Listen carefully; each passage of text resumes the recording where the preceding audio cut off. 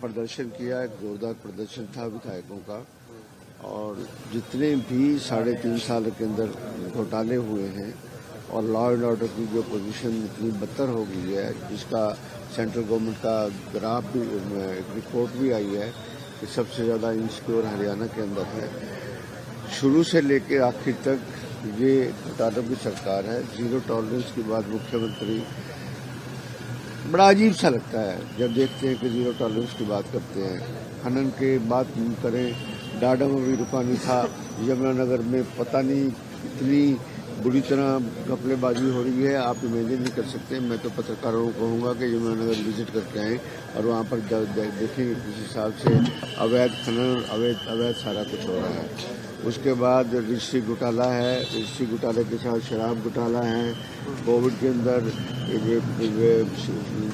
शराब का घोटाला है, HPSC में सारे देश के अंदर बदनाम कर दिया, बॉडी सोल्यूशन के पेपर लीक होते हैं, नौकरी करती हैं, फिर भी कस्बात की जीरो टॉलरेंस की वो बात करते हैं। लोगों को परिवार पहचान पत्र में इतनी दिक्कत दे रखी है, और यहाँ तक कि मैं कहूँगा प्रेस के सामने भी, हरियाणा परिवार पहचान पत्र में जो एक्ट के अंदर रूल्स का प्रोविजन था, अथॉरिटी के जब रूल्स बनाए, रूल्स कोई बनाए नहीं है और वो ना ही उसको सदन के सामने रखा गया। ये बहुत बड़ी बात है इस बात के लिए कि रूल कम से कम देखते कि रूल में, और वहाँ पर कास्ट वाइज सर्वे करके आधार मैंडेटरी करके, जिनके पास आधार नहीं है उनके लिए कोई चारा नहीं है, कुछ नहीं है। इसी तरह प्रॉपर्टी ID में तो बहुत भ्रष्टाचार चरम सीमा पर है। ये बस एक लाइन होगा कि सारी पोर्टल की सरकार है। मेरे को लगता है कि मिनिस्टर भी अपना पोर्टल खोल लें, उनको भी कुछ करने की जरूरत ना पड़े, पोर्टल पे डाल दें, पोर्टल पे जवाब दें। कॉलिंग अटेंशन जो था शराब घोटाले पर, उसको रेफर किया है, अभी क्या रेफर करने में उन्होंने कहा है कि वजीर साहब की तबीयत थोड़ा सा ठीक नहीं है, अच्छी नहीं है, और इस वजह से वो डेफर कर दिया।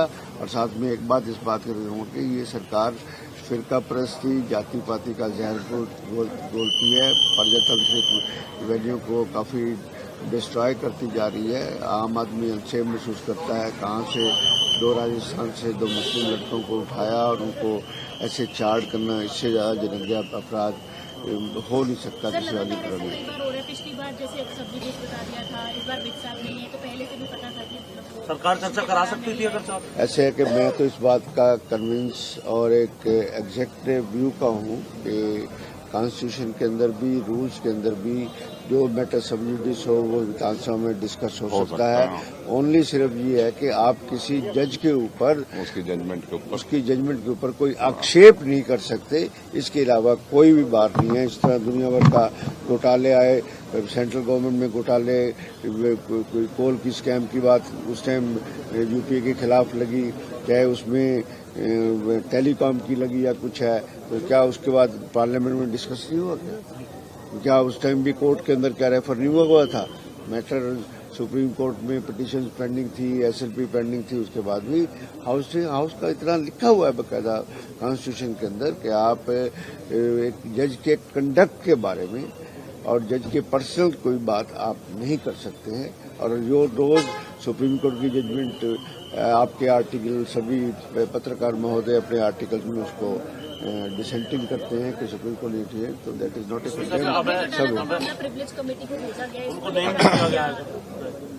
ऐसे है कि अभी चौटाला का जो नेम किया, उनको नेम करना गलत है एक्चुअली। उसी टाइम हमने ये भी रिक्वेस्ट की थी स्पीकर को कि आप वापस बुला लीजिए, आपने एक बार नेम करके बाहर निकाल दिया, स्पीकर मना कर दिया कि मैं बिल्कुल उसमें नहीं लेऊंगा। और ये प्रिविलेज को रेफर नहीं किया, और रूल्स के मुताबिक वो आज प्रिविलेज को रेफर नहीं सकता था। अपना रूल 280 के अंदर बाकायदा उसका नोटिस जाना चाहिए सेक्रेटरी का। जिस दिन हाउस शुरू होता है उस दिन मॉर्निंग में उससे पहले प्रिविलेज मोशन आना चाहिए, उसके बाद डिस्कस होना चाहिए। ठीक है कि स्पीकर के पास 284 के अंदर पावर्स हैं, पर वो पावर स्प्रिंगली कोई चीज भागी नहीं जा रही थी। उस हिसाब में ऐसी कोई बात नहीं थी कि इमीडिएटली में स्पीकर को पावर्स इस्तेमाल करनी पड़ी। जब फर्स्टली मैंडेटरी पावर जो स्टैट्यूटरी रूल्स के मुताबिक है कि notice must given to secretary, और जिस दिन हाउस असेंबल होता है उस असेंबल होने से पहले वो सबमिट होना चाहिए। अभय चौटाला ये कह रहे थे जब बख्शूंगा नहीं कहा स्पीकर ने तो विपक्ष जो है चुप बैठा था, कांग्रेस बिल्कुल चुप नहीं, हमने तो ऐसा कुछ सुना नहीं। और फिर बख्शू की बात जो होगा वो तो उन्होंने उसको नेम कर दिया और बाहर चले गए। उसके बाद क्या हुआ? जब नेम ही कर दिया तो वो उन्होंने रिकॉर्ड से डिलीट कर दिया। तो हम साहब ने भी बोला ना कि मैं बख्शूंगा नहीं अगर आप नहीं, वो तो फिर स्पीकर ने बाद में सबको डिलीट कर दिया। उनको नेम तो पहले कर ही चुके थे। बत्रा जी, आप पीएसी की मीटिंग में भी थे सर, कल ध्यानाकर्षण प्रस्ताव पर चर्चा होगी क्या? आज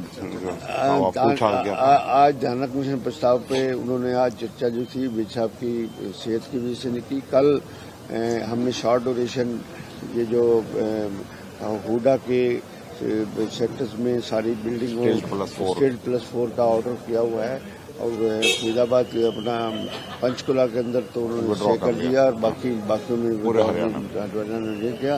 तो शॉर्ट टर्म ड्यूरेशन को उन्होंने कॉल अटेंशन मोशन में बदल दिया है। कल एक ही कॉल अटेंशन मोशन।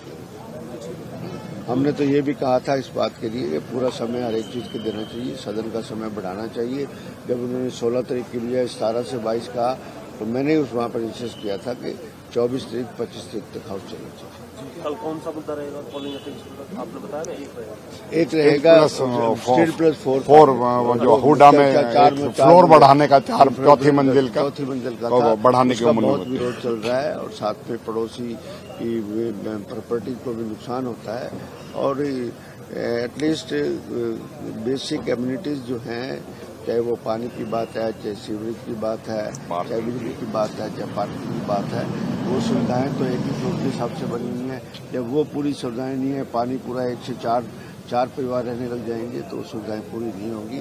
इसलिए ये पता नहीं, मुख्यमंत्री भी बिल्डिंग कोड में बार हमेशा ही उसको कोई न कोई चेंज करके और छेड़ा करने की करते रहते हैं।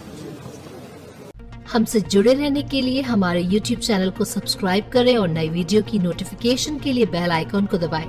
अगर आप ये वीडियो Facebook पर देख रहे हैं तो लाइक जरूर करें और ज्यादा से ज्यादा शेयर करें। धन्यवाद।